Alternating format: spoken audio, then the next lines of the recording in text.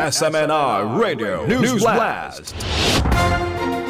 Sa katapusang detalye sa atong mga balitang lokal, disentensyahan o reclusion perpetua o silot nga pagkabilanggo. Sa tibuo kinabuhi ang usa ka babay human mapamatud ang guilty sa pagbaligya o paghupot sa halos 5 ka kilo nga shabu sa Cebu City.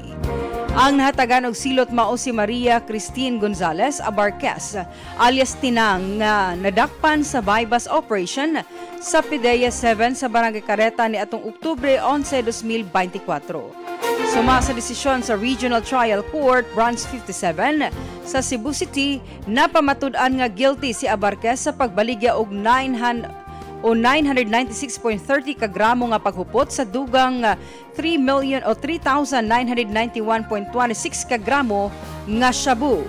Gawas sa reclusion perpetua, gimultahan usab siya og 1 million pesos. Samtang giingon sa PDEA nga ang maong desisyon nagpakita sa lig-on nga pagpatuman sa balaod patok sa ilegal nga droga.